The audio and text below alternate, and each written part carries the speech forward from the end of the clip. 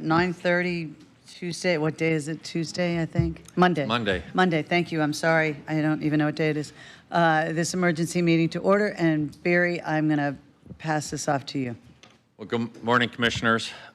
As you're well aware, we're in unprecedented times. We haven't even fully grasped the impact and the devastation left by Helene, and now we're in the projected path of Hurricane Milton. This storm is even more powerful, and it's even going to bring greater storm surge and damage to our county. There's just no question that whether it goes left or right, or it is going to have an impact. Yesterday, we issued an evacuation order for all healthcare facilities within zones A, B, and C, and we started encouraging voluntary evacuations, especially in those zones and also within mobile homes. We're going to continue to look at the path of the storm and issue mandatory orders based upon the conditions that we see. We continue to monitor the weather, and we'll also be in close contact with the Sheriff's Office, the schools, our city partners, and our fire and rescue as the system develops. The state has also been very involved in support operations, as we've had the Florida Department of Emergency Management and the National Guard assisting in several missions. Today, we're here asking for an extension of the local state of emergency, which will enable us to keep doing the necessary emergency response. I would now ask Kathy Perkins, our Director of Emergency Management, to provide a brief update regarding the current situation. Morning, Commissioners. We are currently in the path of Hurricane Milton, and people will start to hear that this storm is expected to become a Cat 4, and then we drop back down to a Cat 3 before it makes landfall. I don't want people to get too tied into the numbers, right? If it goes from a 4 to a 3, the impacts are still going to be very significant. Milton is already a major hurricane, and we are planning for major impacts to happen in our area starting on Wednesday. And I want to be clear with everybody that the major impacts right now are projected to be somewhere between Cedar Key and Naples. We don't know exactly where that's going to be. I wish it wasn't going to hit any of us, right? The best case scenario for those of us here in Pinellas is if it goes to the south of us. Worst case scenario, direct impact, or even just to the north of us. We are under a hurricane watch, a storm surge watch, and a flood watch. And you can expect the warnings to start coming out soon. We are expecting at least 5 to 10 inches of rain associated with this storm, and with localized totals up to 15 inches. The National Hurricane Center is projecting storm surge for us between the 8 and the 12-foot range. And again, I just want to remind people that for Hurricane Helene, that was 5 to 8 feet. So we're starting at the high point for Helene, and we're going potentially up another 4 feet from that.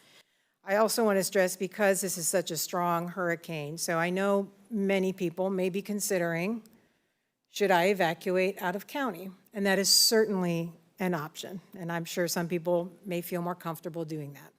I just want to stress that even the inland areas will feel some hurricane force winds and some tropical storm force winds. So I would just ask, if you are planning to evacuate out of county, please make sure you pay attention to where you're going. Make sure you're not going into another evacuation zone. Try to get yourself out of these impact areas as much as possible. So please keep an eye on that. And we know that, as the storm gets closer, we will start to see more traffic on the roads. So please keep that in mind. If your intention is to evacuate out of county, please make time for that. And, the superintendent shut down the schools, so those of you with kids, you've got kind of that freedom to go.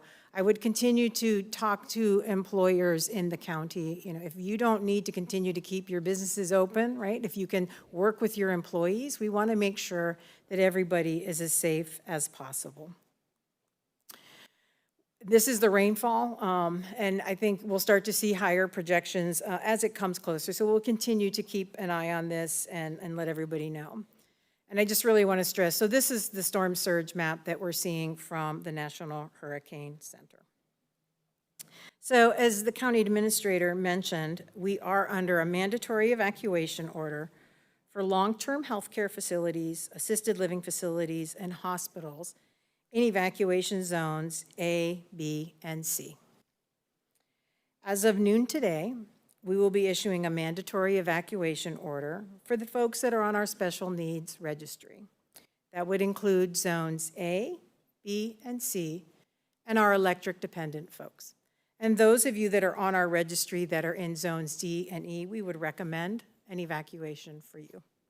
We are going to start running buses for the special needs transportation. So if you're on our registry and you said you needed transportation, we will start running that transportation starting at noon today. And we will continue that again tomorrow.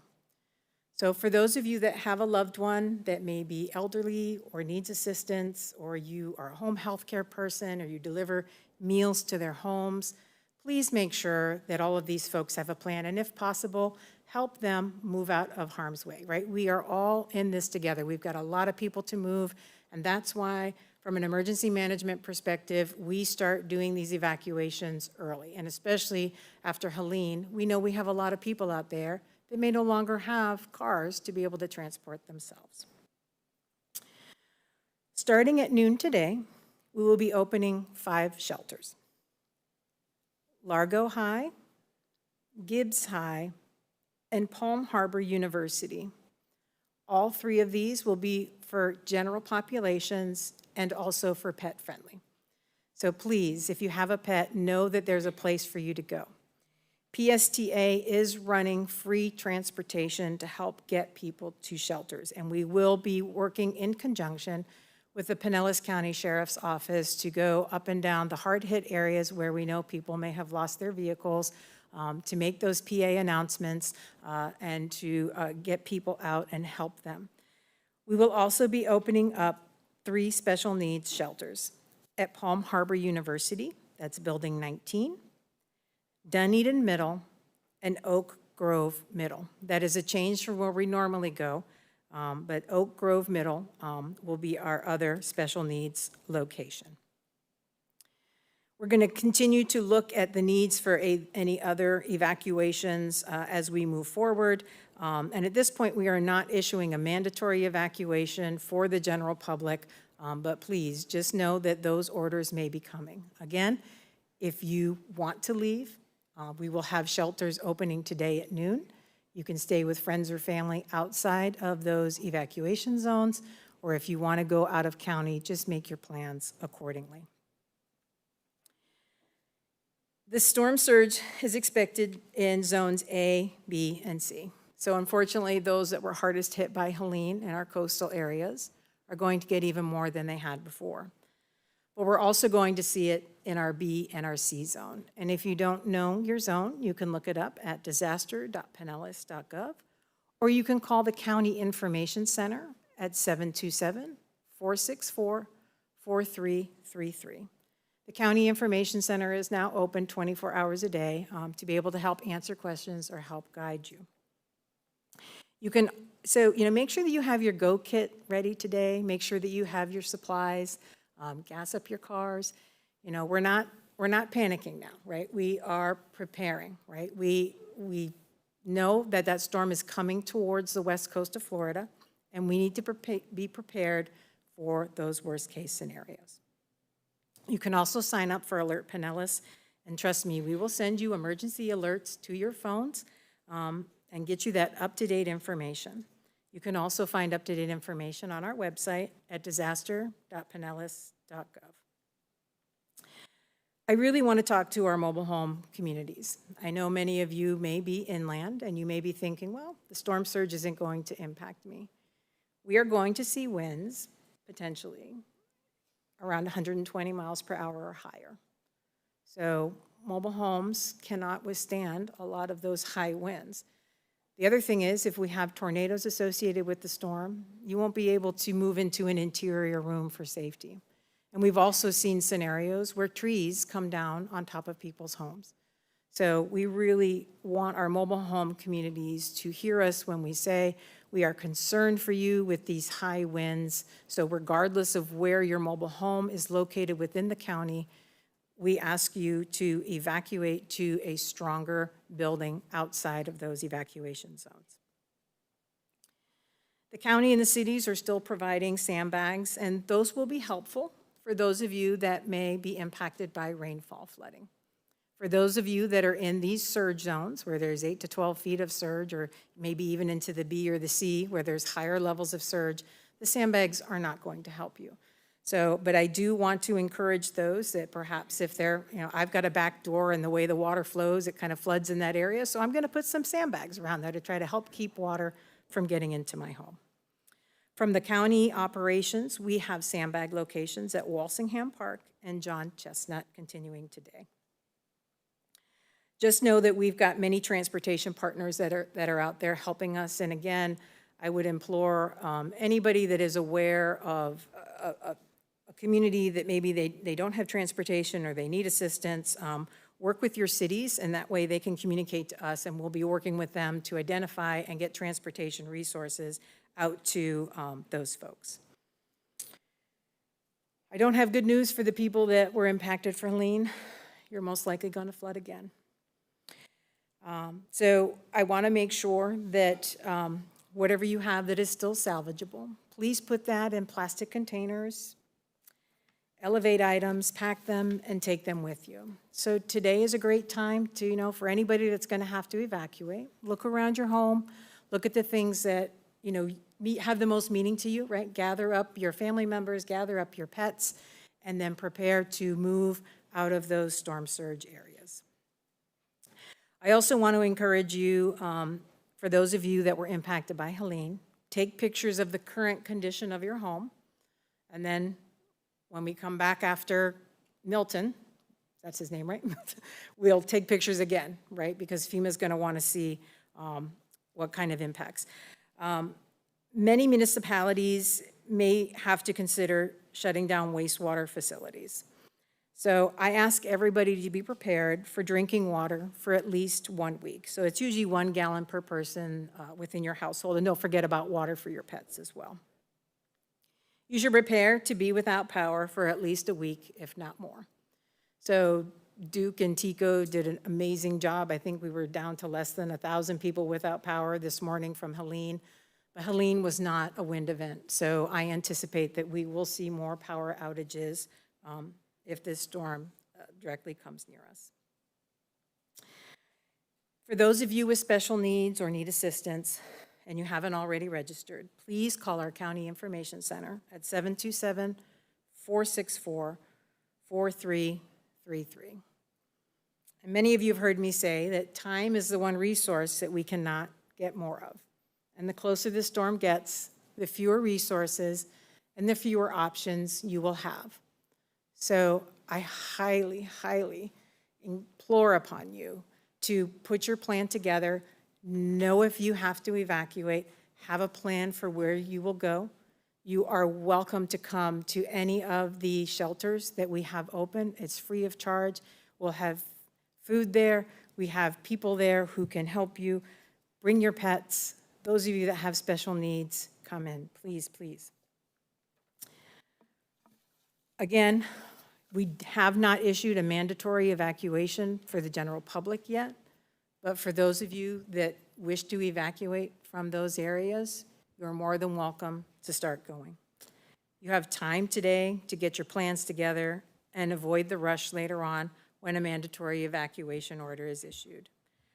Right now, our priority is really on preserving lives. Thank you, Commissioner. Commissioners, at this time, we're asking for an extension to our state of local emergency for Pinellas County, as well for you to delegate the authority to me to be able to issue future extensions related to this storm as warranted by the response and the recovery. Your extension of the current LES will continue to provide for the sheriff as a single law enforcement officer of the county, and me as a county administrator, the ability to take protective measures. This will enable us to do what is needed to continually to protect our residents. Thank you. Okay, before we go ahead with that, Dave, Commissioner Eggers has a question. Yeah, just a couple of questions. I would be, again, remiss in not saying thank you to all of our staff, all of the staffs from the cities around our county, and all of the overtime work that they've been doing. I was out running into our public works people yesterday, taking away debris. I've never seen such professional, polite, energetic people doing the work for the residents of this county, and you should be proud of that. And so, again, I just Godspeed to all of you, prayers to you and your families as you prepare for this storm. You mentioned the utilities, the sewer. Is there a point at which we probably should just tell people stop with the showers, stop, because those are the real consumer of, consumption of water that gets to our sewer plants and overloads our sewer plant? Is there a time that we should just tell people, get your showers in, because at some point it's gonna tax that system. And when you lose sewer power, we did that in St. Peter's, or down in St. Pete, that happened for a couple of days, and it changes a lot. Any guidance on that at this point? Well, I think the first thing is we don't have to worry about that if people heed the warnings and evacuate. Now. Okay. But down in like St. Pete, it's a real concern, because if they have to shut down the plant, which under these storm surge models they would have to do, you got one plant that they would have to shut down at 7 feet, the other at 10 feet, but that means they've got to get their personnel out before it reaches that height. So they got to make a call. That would even affect non-evacuation areas, which is what happened before. So those are some of the issues that then you've got time before sewers would back up. It is a concern. I did see St. Pete Beach kind of making that call. You got a lot of different systems, that are impacted from different groups. But it's a very good point that, if you're there and you have sewer plants that have issues, or you have water intrusion into the system, then that all creates capacity issues that then causes either sewer backups or releases. Yeah, well, we're going to have all of that. We're going to have a lot of infiltration. We know that when we get rain. So we're going to have that. It's going to tax the system. It is. So just everybody be prudent on that front. I think it's really important. I've gotten a lot of calls about debris pickup, and I think that it's ongoing today, and I'm pretty sure that we're not going to get to but maybe a third or a half of it around the county, whether you're in St. Petersburg, you're on the islands, you're in North County.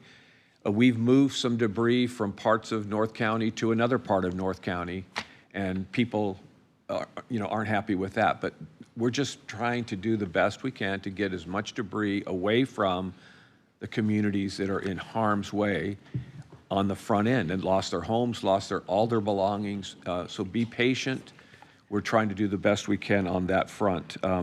But the last thing I wanted to circle back to, and I'm a little bit puzzled by the fact that we are not issuing any mandatory evacuations right now, for at least, because we know that they're going to be affected with surge at some degree, and we had that. They were the ones that were pretty much affected by Helene. So I know you're hesitant, but we have 2 days, and so I just think we need to make sure that those folks in A and B and C should be on high alert, because if this thing doesn't do what we hope it does, and when we hope that, it's affecting somebody else anyway. But there's going to be what is the pickup pace in terms of getting additional shelters ready? I'm sure if you do A, it's so many shelters, B means so many more shelters, and C means even more shelters.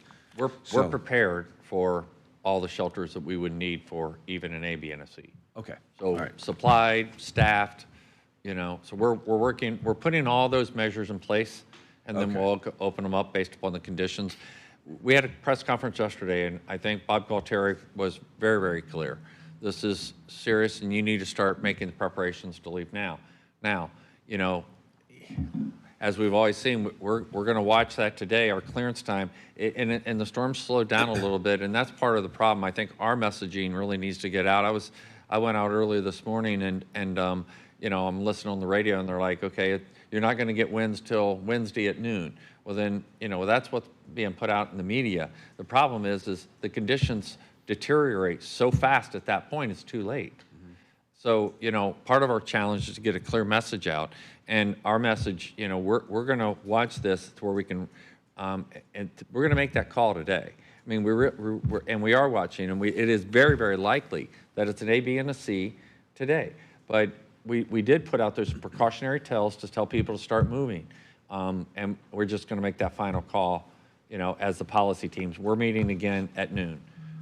So just to summarize then, so the key piece about having the right number of shelters ready, if we go to A or B or C, we're getting those ready in case.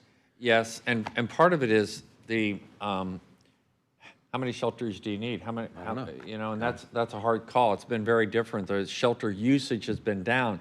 We're thinking now, because so many people were impacted, you know, with Helene, that shelter usage will go up. So we're preparing for that. And staff's ready, and those are some of those final preparation things that we're going to do. Okay, I think I think that's exactly right, because between Helene and between the fact that, you know, a storm coming to this West side east, of and directed like it is got a lot of people's attention. Right. There'll probably be more of a demand for shelter space. So I just think as long as we're getting ready, those number of shelters that we think we need, again, we think we need, let's get that going. We are So going to we're be ready. prepared to have space for anyone that needs a shelter or wants a shelter. All right, thank you, appreciate it. Commissioner, so we're actually doing a walkthrough with the staff at all of the shelter sites today at 1:30. So those 5 will open at noon, and then all the other ones, we're having all the shelter staff meet and walk through. So they will be ready if we need them. Thank you, Kathy, appreciate it. Thank you, Barry. I just want to clarify one thing. For those of us who live on the barrier islands, I still have a pod that has to get picked up, and if we do that evacuation right now, then they can't get in. There's many of Say us that again. Say- a pod, right? We have people that have storage units that have been brought in to save the little that's left. And they still have debris that they have to get moved. There's a lot that the people on the barrier islands still have to do. So I know it sounds like we should do that in mandatory right now and get them out of there, but there's still a lot that has to be done before they can leave to protect their property. So I appreciate that that hasn't happened yet, because, and if you don't live there, you're not going through it, you have no idea what is going on down there. And there's a lot that has to be prepped and what has to be done before they go. And I know they're going to go. That's why I asked the question. Yeah, because I know that's, they're going to you know, go. that's- And many people may think, well, they should be gone already. But the truth of the matter is, I got a pod that has to be picked up. Luckily, it's being picked up today, because otherwise that would just float into somebody's house and rip a roof off. So the debris, if we don't feel that the state's efforts aren't going to get the debris out, then we've got people that are going to have to scramble to find independent haulers that are going to get the debris out, because that debris is going to go through their windows and possibly cause them to lose a roof. So there's a lot that has to happen on those barrier islands, and we know, and I assure you that, well, I can't assure you, but I am very confident that everybody will get off that island when they need to. Especially those that have been impacted, even those that weren't, that have higher homes. What they've witnessed is incredible, and I know that there's respect for this storm coming. I'm going to go on to Commissioner Flowers. Thank you, Madam Chair. So, Barry, if Mayor Welch does shut down the Southwest Water Treatment Plant, because that's the one that services D&E, non-evacuation zones in St. Pete, as well as Gibbs, John Hopkins, all of the housing community, Lakewood Estates, all the way up. What would be the plan for those who would normally evacuate to John Hopkins and Gibbs? Well, John Hopkins, we had to move to Dunedin Middle because that's a special needs shelter. Oak Grove. Oak Grove, sorry. We had to move that. We can make the call later on because again, if the plant shuts down, it doesn't mean the sewer system won't work, okay? It means that it's going to back up, and so you're going to have some time period. So the question is what about Gibbs? And that affects all of the schools down in that area. I was just on the phone with Mayor Welch before we started this meeting, and we're having those types of conversations. We're going to have to make some calls on that, but right now we have Gibbs as a shelter. We'll probably have some alternative plans in case we have to navigate from there, but it's, that's a serious concern that we have. So we're not using J-Hop this time around? No, because the concern is if we do have those sanitary sewage overflows, and that's a very medically fragile population that we put in there, we decided to make that decision last night. We have been working with St. Pete, and they're working with a vendor to try to do everything they can to protect those wastewater plants and not have to have that happen. But we had to make that decision last night. So, if you are in St. Pete, and those are the normal places that you go to, so for special needs, if you signed up for transportation, so if we normally took you to Johns Hopkins, we will take you to Oak Grove Middle. Take a little bit longer. Those that have transport themselves, it will take a little bit longer, and that's why we wanted to get all this going today, to give people lots of time. Okay. And we learned from trial and error, so it's really nice that Hillsborough and St. Pete have opened up their garages for persons to go park their cars if they're in flood zones, or if they have an electric vehicle or what have you. Are we doing that for any of the areas where it may not be flooding, but persons who still have their vehicle would be able to? Well, we only really have our garage here, and we've opened that up to the city for staging of vehicles and things like that. So. Okay. And Thank you, Commissioner. I don't think I talked about that. I might have skipped over in my points, but making sure that we're moving electric vehicles to higher ground now. That would include anything with those lithium-ion batteries. We've seen even over the last week that the batteries have been exploding. So golf carts, bikes, scooters, anything that could be exposed to that salt water. We definitely don't want to keep it in garages or underneath buildings. We want to get those moved up to higher ground. So thank you. okay. And Barry, any information from FDOT or whatnot about evaluations of the safety of bridges for after the storm? If we're asking people to leave, and this is what I've been sharing with individuals, if you leave, be prepared to not have a time or date certain that you can return. Which means for your hotel or wherever it is that you're staying, you've got to make sure you have ample financial resources, because no one can tell you exactly when you'll be able to come back in. So can you expound on that? We talked about that at the press conference yesterday, but I think it's a real important point that people need to be patient. If we see the impacts, we need to evaluate the damage. We need to evaluate the bridges. And so that opening will slowly occur. The bridges are done by a combination of state resources and ours, but those inspections have to be completed.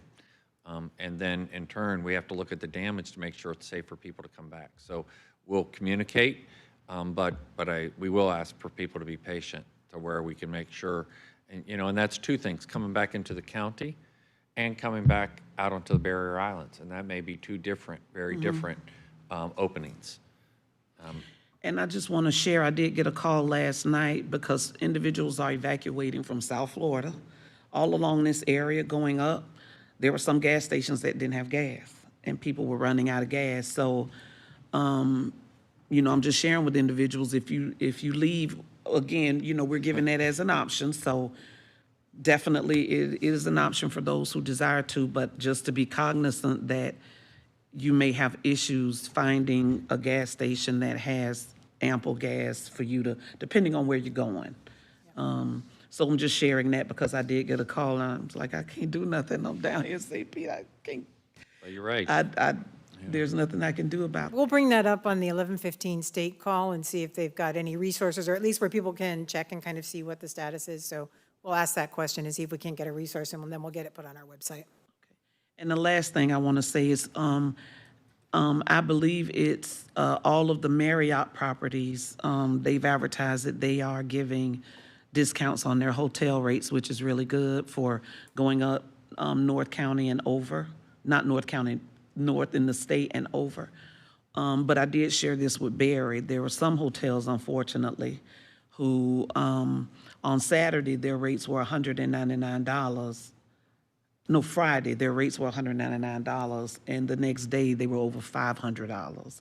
So Barry did tell me to make sure I was reporting that information, but again, just sharing that so that if people are calling and whatnot, you know, unfortunately, that is happening, and that's sad that they're doing it, that at this time when individuals are limited on their finances. And then those businesses that were impacted or whatever, they may not have had a chance to get payroll out or whatever. That's not like the first thing on their mind, but it does affect their employees. So just sharing that I'm still getting some of those calls. But the Marriott chain did start significantly reducing their rates throughout the state in areas that aren't going to be immediately impacted for people to get some assistance. And then the last thing is I did get a call at 6:30 this morning, and a lady was upset because she was like, all the hotel rooms are full in our area. Yes, they are. You know, because persons evacuated to those, and so that there's nothing we can do about that. But yeah, if you're looking for a hotel room, you're gonna have to go further out. And I've asked people to please call before you go and make your reservation. Don't just get on the road and go and think you're gonna get a room. That may not happen. If I could just point out one thing that was just brought to my attention by my staff before you all take a vote. I know you're not quite there yet. The resolution, things are very quick moving. When we prepared it, it was a tropical storm Milton, just a reference. It is now Hurricane Milton, but the resolution before you, we will make that change before we send it to the clerk for execution. But just to point out, that's how quick things are moving. When we prepared this, it was still a tropical storm. It clearly is not any longer. Okay, Commissioner Scott. Thank you, Madam Chair.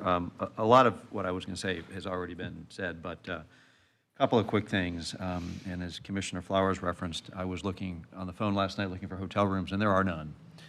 Pinellas County, outside of Pinellas County, I mean, basically I had Hilton looking for pretty much almost anywhere in the state, and they're sold out. So it's going to be very, very tough. So your options are probably friends, family, or shelters at this point, because there's just no hotel capacity pretty much anywhere. But Commissioner, so, you know, I would implore, if we have any businesses here that have buildings that are outside of the evacuation zones, that are solidly built, if they can help their employees or accommodate their employees, that's a great consideration. You know, your employees are your most valuable asset. You know, so keeping them here, you know, I just think whatever folks can do to support one another. So as friends, family, 100%. shelters, businesses outside of the evacuation zone that are built well. yeah, that's a great point. Thank you for bringing that one up. Do we anticipate any of the county wastewater treatment facilities going offline? I mean, we may not know the answer to that question, but do we think Not at this time. Say again?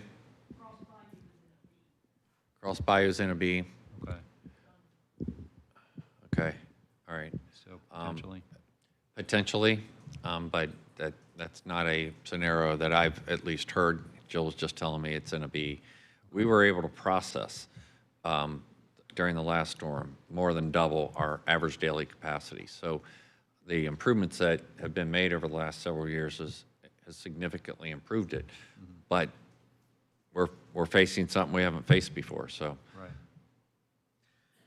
Absolutely. I was down last Friday, and I toured some of the Barrier Islands from Indian Rocks Beach down to Sunset Beach. And, you know, at that time, little did I know that we were going to be dealing with this again, but it looks like a war zone. I mean, Sunset Beach in particular looks like a war zone. I've never seen anything like it in 42 years that I've lived here.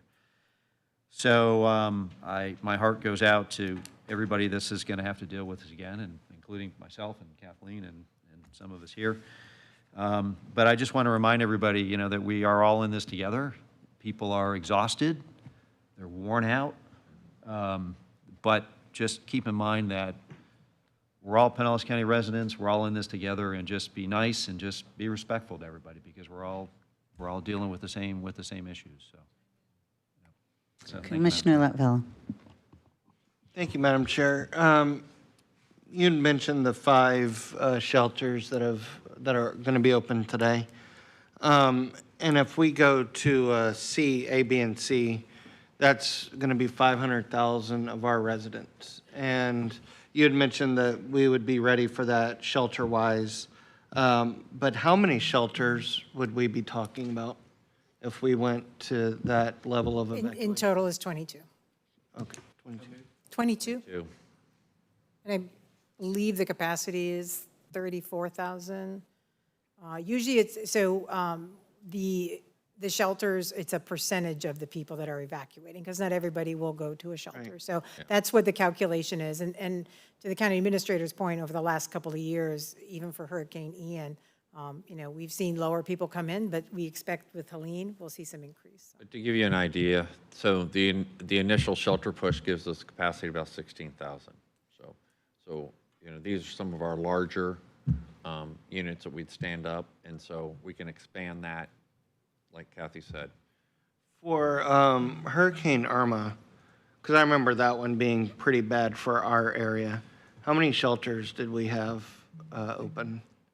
I don't remember You the don't number of remember? shelters. We had about 25,000 actually come to the shelter. Yeah, I'd have to look that up for you. Okay. So we had about 25,000 in shelters at that time. And that was we had full, like all of the available shelters? We that had have everything open at that point. Okay, thank you. Yeah, and Irma came on the heels of Harvey, which was a catastrophic storm in Texas. So a lot of times you see that as after a catastrophic storm, people are they're more aware of what the impacts could be, so you do tend to see the higher numbers coming in. Commissioner Justice. Thank you, Madam Chair. Just a couple of process questions. We talked about the resolution. Does this one give you the authority or delegate authority as far as declaring a state of emergency if we can't get back together? That's correct. So with it does. It delegates for me to do future extensions. And the reason for that, just from a scheduling standpoint, and I'm going to talk about this, we have a work session scheduled for Thursday. Yeah, I won't be there. I think we can go ahead. I mean, it's with the looking at the path and the timelines, there's just no, we can go ahead and cancel that. So, but next week, for instance, we have a meeting on Tuesday, the 15th. Well, you know, the extension would end on Monday at 9 a.m., so I can do an extension, right? So I'll put it on the commission to where we can have a discussion as this goes on, but where we have those gaps of a few days or whatever, it gives me the ability to do that without having coverage issues. And that was a change, correct, that the state changed it to 7 days maximum? It had always been 7 days. If you all remember, during the pandemic, we were coming back very repeatedly. What the state did is it put an overall limit on the duration of time you could continue to do that for non-weather related. Non-weather, okay. They weren't trying to get at hurricanes, they were Right. trying to get at other Sure, issues. okay. And just so you are all aware, you do have an ordinance on the books that would apply any given time that states if you cannot get a quorum of the board together, it's a successions. First, the chair could sign, then the vice chair, then the county administrator. What we wrote into this resolution is basically a specific delegation to the administrator, notwithstanding the availability of a quorum or not, just to be able to give the county the ability to move very quickly and to keep these things rolling. Because, you know, we did have it, you know, your 7 days was previously expiring on Tuesday. Now it's going to expire on Monday.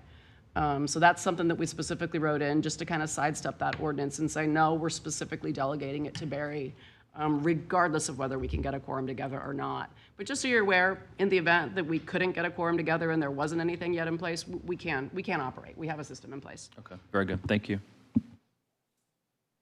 Okay, I'd be looking for a motion. Got a motion from Commissioner. So we have a motion from Commissioner Flowers, a second from Commissioner Scott. All in favor? Any opposed? Okay, that passes unanimously. And the only thing that I want to say is I want to thank every one of our first responders, our police, our fire. My son was in the boat getting people out of the roofs of their houses and their attics that night. I'm so grateful to all of his team, to the sheriff, to all the individual police departments. And a huge thank you to all of the departments that came from all over the state. It was incredible. We saw trucks from Immokalee and Orange County and all over the state to come in and to help us. It's been incredible. And I think the greatest thing that's come out of this is neighbors helping neighbors. Kindness has become a real priority in this community, at least in the Barrier Islands. It's been amazing and incredible. And so let's just keep it going. I know our police and our fire, they're tired, they're exhausted. So what I would ask is please heed the evacuation warnings and let them have some rest and not risk their lives to come and save you because you made a poor decision. So again, I just want to thank every one of our first responders. They've done an outstanding job, and our staff and the EOC and all the volunteers. They have worked tirelessly with little sleep, and they're doing amazing things. And they're keeping us safe, and they're making everything happen so quickly. It may seem like it's not happening quickly. I know when there wasn't water or sewer on the Barrier Islands, it seemed like it was taking forever. The power was taking forever. But the truth of the matter is the damage was so extensive, and they worked 24 hours a day to fix those pipes.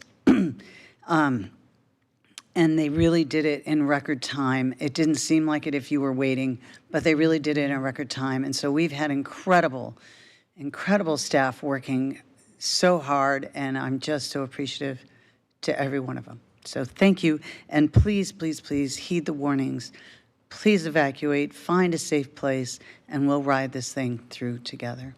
Thank you. Anything else for the good of the business? Okay, then this meeting is adjourned.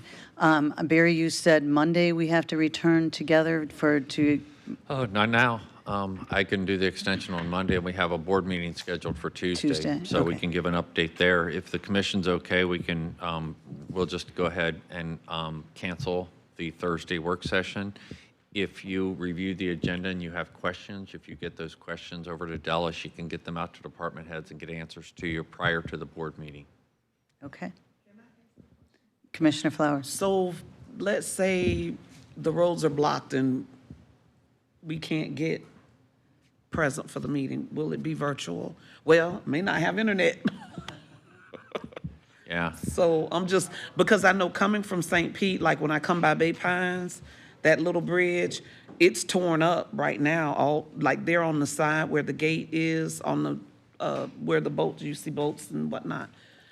So if that bridge goes out, I can find another way to get here, but I'm just saying it. If we have a meeting on the 15th and, we can't get a quorum, well, then we just cancel the meeting and postpone it and reschedule. I mean, I'll do everything I can to get up here. I'm just thinking out loud. If the road trees are down or limbs Right. or whatever, and I can't make it, and if I have internet, I can, do it. So in case we were to lose cell service, I know we don't have satellite phones, but I don't know if WhatsApp would work, and if we could design a group WhatsApp so at least we can announce meeting information in case some cell towers aren't working. I don't know if that's something that's worth doing. I have to get with BTS. Okay. I have WhatsApp because outside of my technical capability. So But I think it's a great question. What options do we have? Yeah, because if we can't communicate with each other, that could be problematic. But I know I had some people checking in with me saying, I want to make sure this WhatsApp works so I can reach you. And if that's an alternative that we could use, it would be worthwhile setting up at least a group chat that if we can't have a call in or can't do anything, at least Barry, you can, not the rest of us because we can't have a meeting, but you can disseminate information to each one of us through that. So something to think about. If BTS thinks that's an option, then. I do have the WhatsApp app for Okay, and like my so family and whatnot. if you don't have WhatsApp, it's worth downloading. I use it every time I travel internationally, so. That's what I use. So I think if that's an option that we can use, it could be a great tool for us to communicate that way. So thank you all. Please stay safe. Brian, did you have another comment? When is the next county press conference? Do we have anything scheduled? Press conference? So Yes, we well- don't have anything scheduled. Barbara just said we'll schedule it after our noon meeting and when we're going to make announcements, and we'll schedule at that time. Okay, is that broadcast on the county's YouTube live, or it is? Can you send us a notice or something to let us know? Because I was looking for that yesterday afternoon, and I couldn't find it on the county's website anywhere. I just heard about it from the city, or city staffer said that they had just finished a press So conference. we try to go through the chair on that, but we'll make sure, Barbara will make sure that we send notices to all the commissioners when we hold those, And a link to watch it, too. and a link. Okay. Thanks. Okay, All right. that's Okay. all. Thank you. Have a great day. Please stay safe. Thank you. And help your neighbors if they need help. Thank you.